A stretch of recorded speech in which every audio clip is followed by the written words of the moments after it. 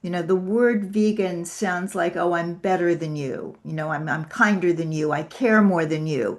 And nobody wants to feel like that. So I think we have to be really careful. And this is why my big emphasis right now, when I said I was going to bring it up to 2026, and something that I am working very hard to impart to my vegan coach, educator, and entrepreneur students in Main Street Vegan Academy is attractivism or attraction activism.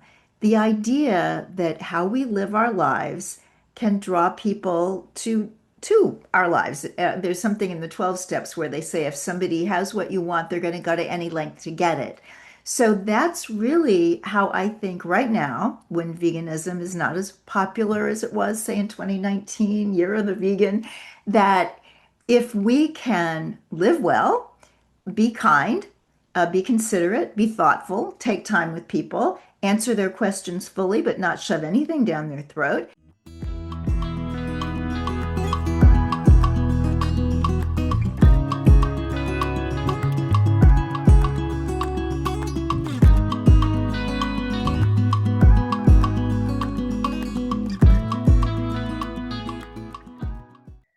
Hello, everybody, and welcome to Climate Diet. And this is our weekly podcast.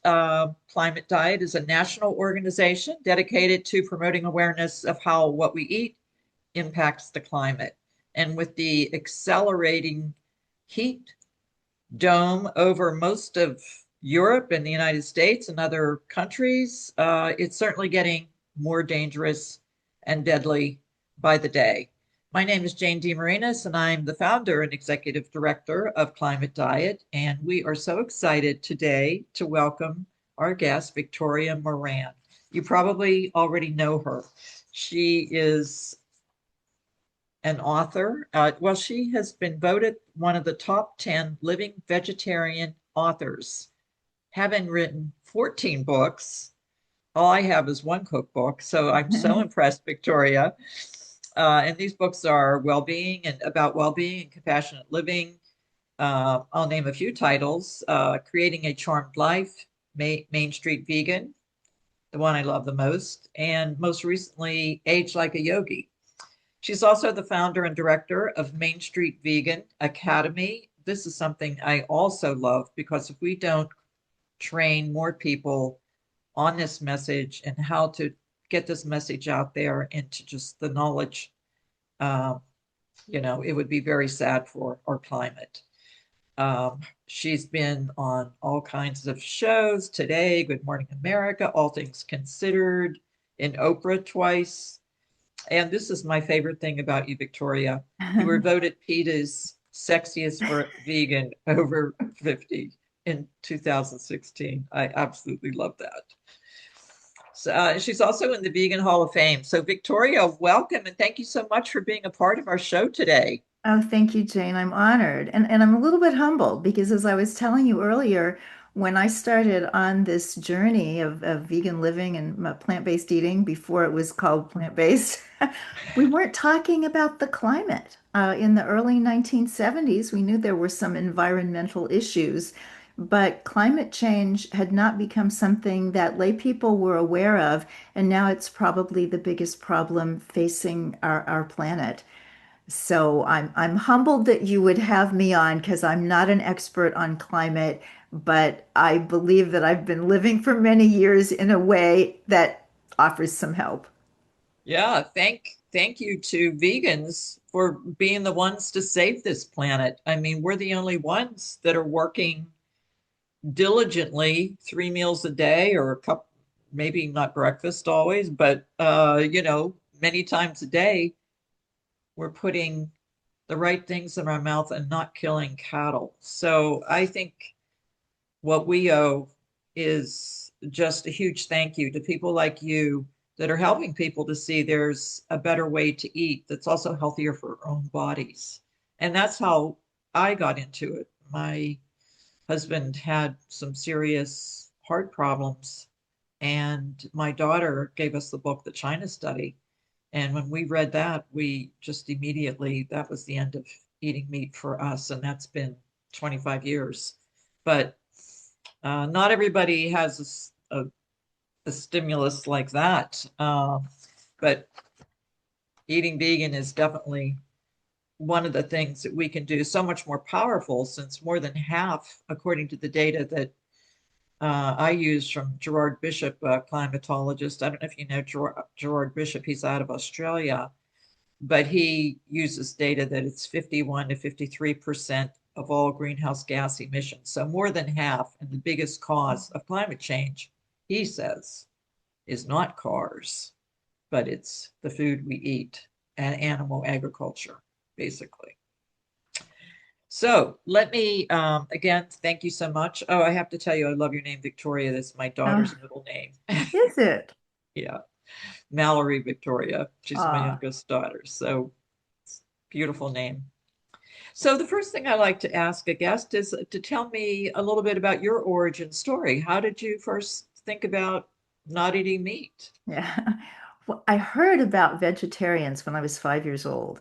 And you have these kind of watershed moments. I think Dr. Phil used to say 7 in your life. Most people can come up with 7 moments that really changed everything. And certainly one of mine was when I was 5 and I brought the 4 food groups home from first grade.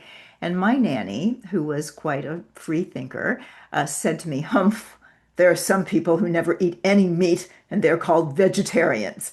And I remember thinking, ooh, there is probably a lot that I'm not going to learn in school. So I really better keep my mind open.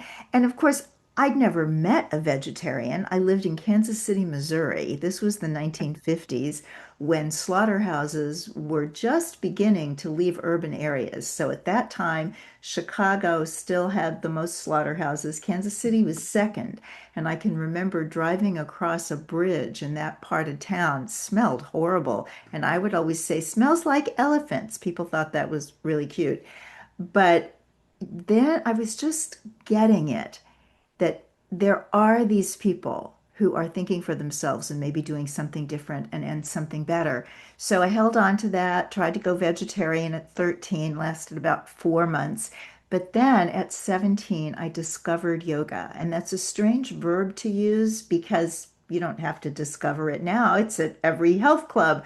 But back in the 1960s, you really did have to discover it. So one day I was looking for God in the public library and came upon 3 yoga books, all of which said if you want to be serious about yoga, serious about having a spiritual life, you really need to stop eating your fellow creatures.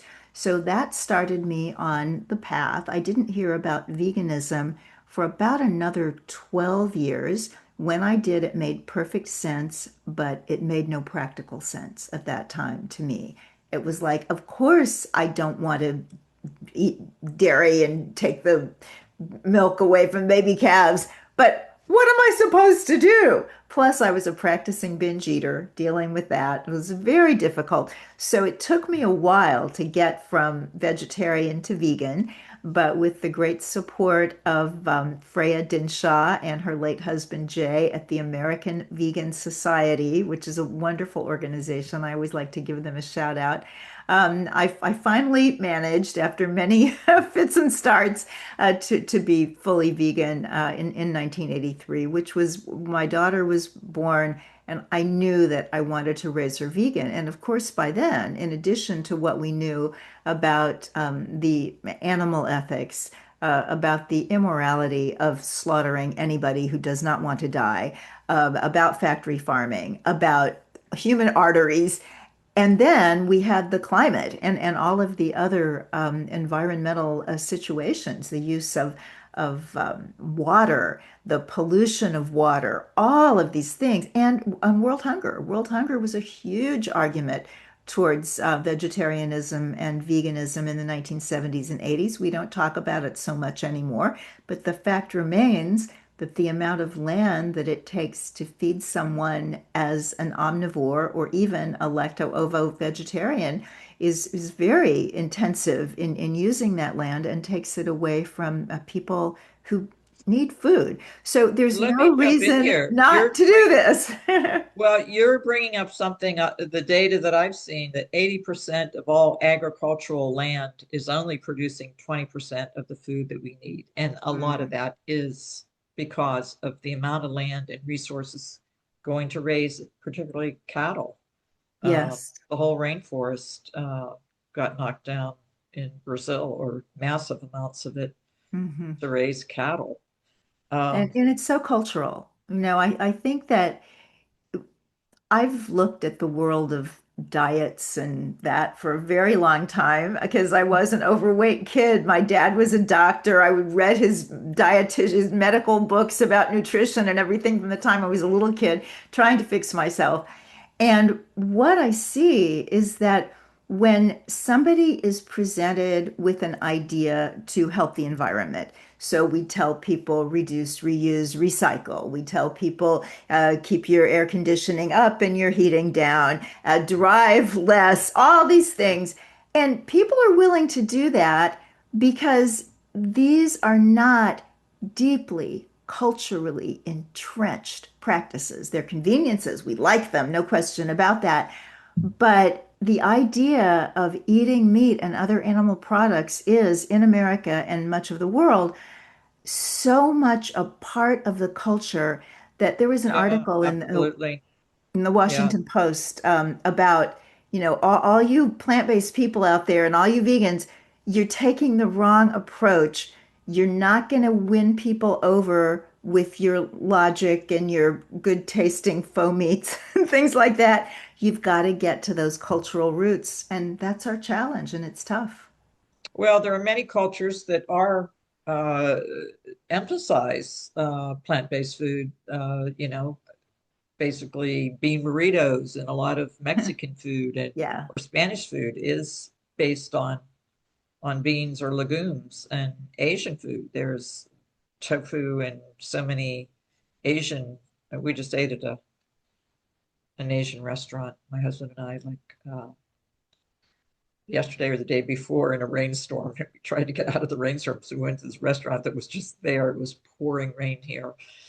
Uh, but many Asian dishes. So there are many cultures that really, Indian food. I mean, 41% of Indians are, they drink milk, but they're Mm. vegetarians. So they're really, they're close to being vegans. Yeah, I'd and like one of to, the things I loved in India is that the restaurants that serve meat say regular plus meat. It's like serving meat is the alternative. Where here we say, oh, that's a vegan restaurant or that's a vegetarian restaurant because that's unusual. And if we could even flip it, if, if we're not going to be 100% vegetarian just yet, if we could just flip it so that the default is kindness and climate good sense and health good sense, and people are going to do what they want to do on their own time.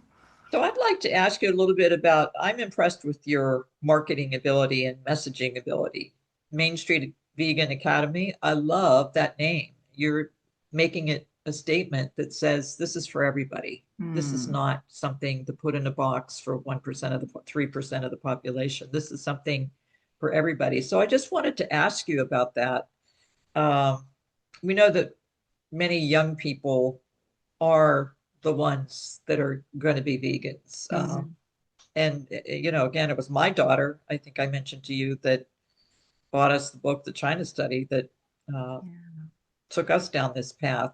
But do you think, well, talk a little bit about that. How do you see getting that message out, since you're already doing it in such, I think, a organized way with your academy? How do you see, and what is the best message to get out there to help get more of the population so Yeah. they don't see it as restrictive? Well, I'll tell you a little bit, if I may, about the history of the term Main Street Vegan, and then I'll answer your question directly in 2026 terms for at least what I'm seeing now. So, when I came up with the title for that book, Main Street Vegan, it was 2011. And I thought it was just perfect. It And is. my agent submitted, and we got Penguin Random House, fabulous publisher. And I spoke with my editor, and she said, "We're so happy to have you. We're so happy to have the book, but we hate Main Street. It sounds like the Tea Party."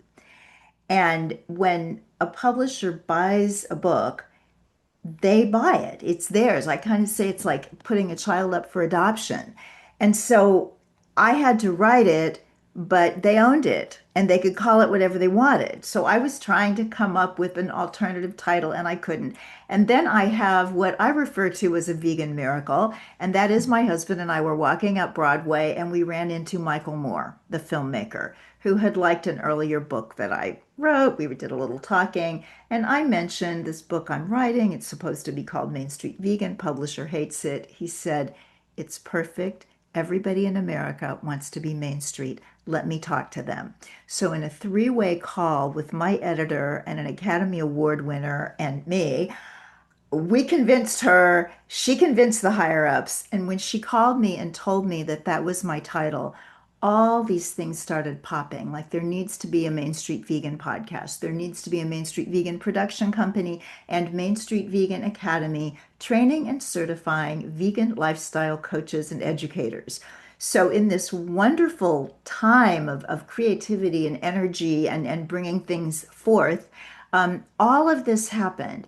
And it was precisely for the reason that you said, Main Street. I grew up in Kansas City, Missouri, 2 weeks off, two blocks off Main Street.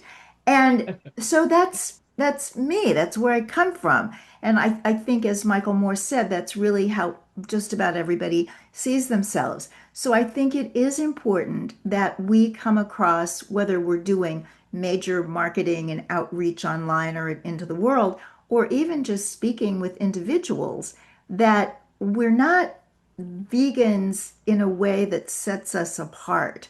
We're not, for example, when I think of the Amish, there's something in the Bible about be ye a peculiar people, and they call on that because they want to be a peculiar people. They want to be different and set apart and show people their beliefs in that way. As vegans, we want to be the opposite. We don't want to be peculiar. We want to be mainstream. So I think it's really important that we understand that we threaten a lot of people. The word vegan sounds like, "Oh, I'm better than you. I'm kinder than you. I care more than you." And nobody wants to feel like that. So I think we have to be really careful. And this is why my big emphasis right now, when I said I was going to bring it up to 2026, and something that I am working very hard to impart to my vegan coach, educator, and entrepreneur students in Main Street Vegan Academy is attractivism or attraction activism. The idea that how we live our lives can draw people to our lives. There's something in the 12 steps where they say if somebody has what you want, they're going to go to any length to get it. So that's really how I think right now, when veganism is not as popular as it was, say, in 2019, Year of the Vegan, that if we can live well, be kind, be considerate, be thoughtful, take time with people, answer their questions fully, but not shove anything down their throat, and keep ourselves educated and have the information because people are getting their information in ways that are new. A lot of the information comes through algorithms, so it's targeted. And if somebody ever once went down the road of following something that might be a bit spurious, they're going to get more of that same kind of information. And so, if we can have good information, solid information, and share that with people, I think it's going to help a lot. I love that. And I think you're absolutely right. So, following up on that, I'm wondering how do most of the students that come to your academy, are there more men than women? Or who are No. the are there more younger people than older people? I'm just wondering who are the people coming to your academy, and do you think that's emblematic of anything? Oh, well, thank you for asking. So, we have been operative since 2012, and we have just under 700 graduates in 32 countries on 6 continents. And Wow. the age range is very broad. Our youngest student was 18 until Vegan Evan, whom you may know about. He and his mother are I very know vegan. prominent. I And interviewed him a long time okay, ago, actually. well, he was maybe 7 or 8 when he and his mother came to the academy. This was when we were still in person in New York City. We're now on Zoom. So the age range is broad. It can go from very young to we've had students in their 70s.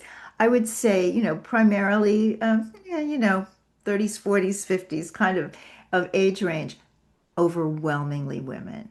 We once in a class of 18 had 5 men, and I took a picture of that and often post it because that was unusual. And it is curious to me that in the vegan world and in so much of social justice and social activism, there are a lot of men doing the mover and shaker thing and being at the head of the heap, but it's really a lot of women who are out there doing the work. So it's mostly women, but we've never had a class without a man. Every now and then we've had only one. But what's exciting to me is that regardless of the demographic that they started out in, what people do after they take the Main Street Vegan Academy Well, course. getting back to the women, and sorry to Sure. interrupt you, but I think, women often are the teachers. If you look at how many school teachers, they're more women, more, I'm guessing it's probably at least three-quarters Yeah. women, Yeah. really. And also, if you're a mother, you're maybe the one cooking, doing more of the cooking, and maybe you taking care of the children. I mean, we're the ones that nurse our babies, right? So it starts from there, to be thinking about food for our children. So I don't know. It doesn't seem so odd to me, but I did wonder because I know a lot of, I belong to the DC Veg Society, and there's definitely a lot of men in that local group That's great. and in leadership roles too. Yes. But some of them are of Indian descent, so maybe that Yes. also comes from it being cultural for them. Yeah. Well, I think that there's some aspect to the mind or the heart of people who take to this that I don't think has been figured out. And I would love to see demographic research and more sociological studies on why people can see the same information, hear the same facts, and make this change when other people see and hear what we've seen and heard and they don't make that change. And I don't think it's necessarily gender specific, but there's something in the makeup of humans that make this message appealing or not. And I think once we can figure that out, we can make the message more appealing and hopefully save this planet. Well, what is your advice to people listening today if they are considering veganism? Probably a Ah, lot of them are already vegans, sure. but or what is your advice in general to people that would benefit from veganism? I'm going to take an old Burger King ad and I'm going to say, have it your way. Because very often when people look at this, they think it's some sort of rule-bound system. Another thing that I've noticed is that if people read a particular book, then that's what it is. So maybe they've read a book that says you have to be completely sugar, salt, and oil free. Well, that's one thing if you're dealing with a pathology, if you're dealing with heart disease. But if you're just somebody who wants to help the planet, that seems like a lot of extra work and sacrifice that maybe you don't need to do. Or maybe somebody reads a book, well, you have to be all raw. I remember meeting some just beautiful young people at the Genesis Awards in Los Angeles several years ago, and they leaned over to me and said, we'd really like to talk to you about being vegan. We tried, but it was so hard. Of course, we were also trying to be all raw. Well, I'd have a hard time not ever cooking anything either. So we want to, come in through the door that's open to you. I have a concept. I actually did a blog post about this. If anybody's curious, it's called Food Styles, and it's on my website, mainstreetvegan.com. But we all have certain food styles. So some people are very gourmet, and their idea of the way food should be is that it's attractive and the dinnerware is elegant and everything is upscale. So that's the kind of veganism we want to introduce to those people. There are still some very upscale, glorious vegan restaurants. There are some chefs who can speak till the end Absolutely. of time about how wonderful this food is. So we go to them like that. Other people are interested in health and they might not be doing plant-based, but maybe they're having, salmon instead of beef and they're having vegetables and salads. So we're going to get them through that way. Then we've got all these people that are back to nature and they want to do everything in coordination with the way the earth works. Well, that's another area that we can go in. So to take somebody who's like a back to the lander and try to use the same kind of reasoning that you would with the person who is concerned with crystal in China, it's not going to work.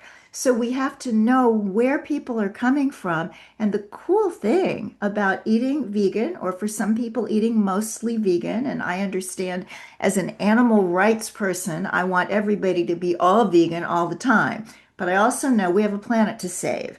And if we get masses of people to go in a more vegan word direction, that is going to do a lot. And if that's all somebody is interested in doing, then that's what they need to be doing. Well, that's why I love that you have the Main Street Vegan Academy, because I do think we just have to train more people uh, into being the ones to do the education and to let them know it's not at all or nothing. And first of all, and you've certainly touched on this, there's absolutely delicious vegan food. In fact, the Washington Post, the former food editor, he's no longer with them. Joe Jonas was vegan. And Wow.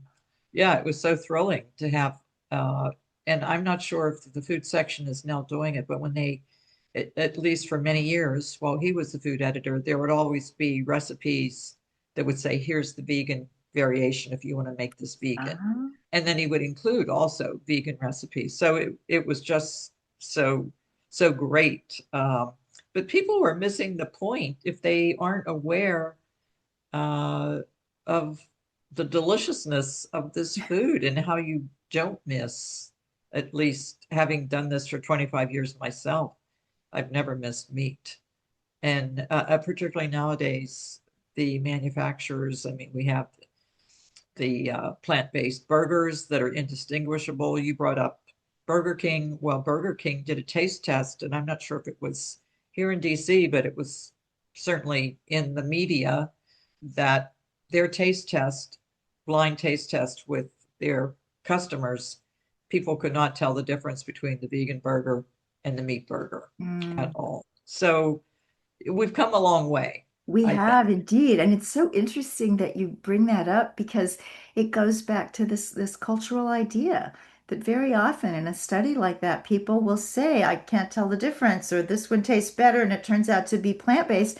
But once they're told this is plant-based, this is vegan, they're like, "Ooh, I don't want that," because there's a sort of reputational stigma that we have to overcome. And there's a lot of overcoming to do right now because there are forces, probably the meat and Yeah, dairy industry of yeah. forces are behind a lot of it. And some of it is just people that hear something and then they want to share what they've heard that our food is so highly processed. The fact is, many of the vegans I know, because I'm also, as you are, very involved in the health aspects of this thing, and we rarely eat anything in a package. We're eating vegetables, fruits, whole grains, beans, nuts, and That's seeds. right. And these other products, when Except we for have pasta. them, yeah, right, I'm are, married to an are Italian, so well, and I'm half we Italian. have a Yeah, lot of those in our cabinet. that's and even I think Dr. Michael Greger of nutritionfacts.org has done so much to point out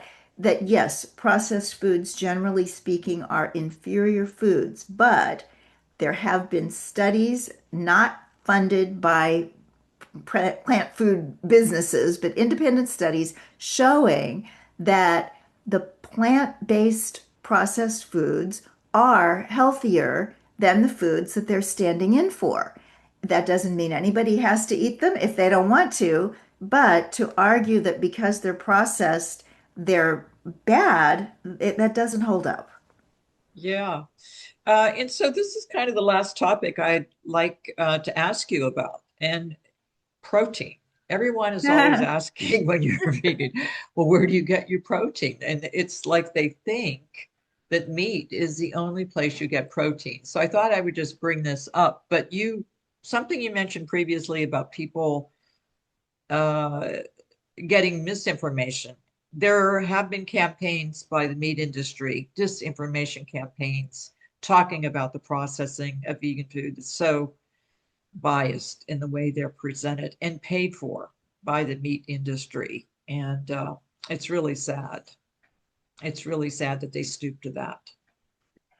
Yeah. But let's get back to the protein. Do you want, you Okay. know, how do you tell people or what do you say to people that bring this up? Because it Yeah. always comes up. My daughter and I, first thing I told you, my daughter also is a health coach down in Tampa, says everyone is always asking me, where do you get your protein? hmm Yeah, that is a question we have to be really patient with. But I think when we look back, almost all of us who have become vegan or whole food plant-based, that was our question too.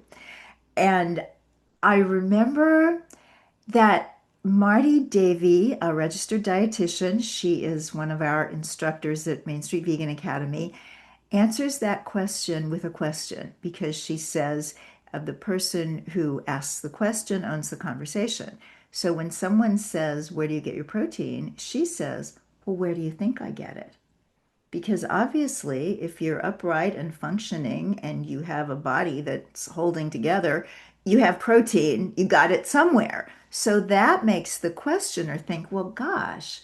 And they might say, peanut butter?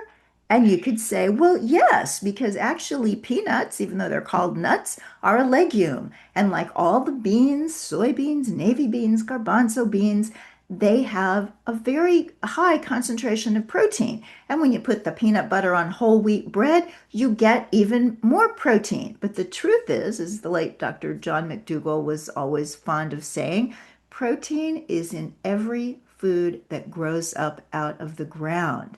So, do you need to pay attention to it? In certain instances, yes. If you're my age, if you're over 70, we need a little bit more protein than people who are younger. So I make a point these days, didn't used to 30 years ago, I didn't, but I make sure that I get some sort of legume in every meal. It's not difficult. These foods are delicious.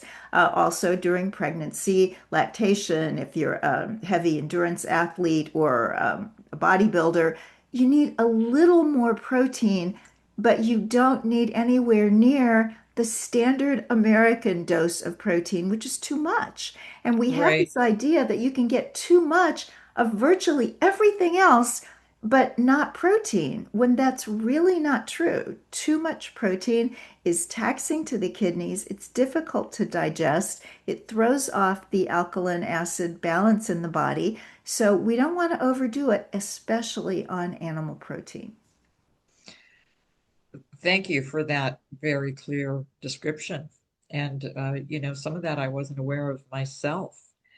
So I want to thank you so much for being here. But before we end this, one kind of more question, and part of that is there something you think you'd like to say that we haven't covered? But also, you've answered this certainly in various ways, but what advice do you have for consumers that are kind of on the fence? Ah, well, just make more plant choices.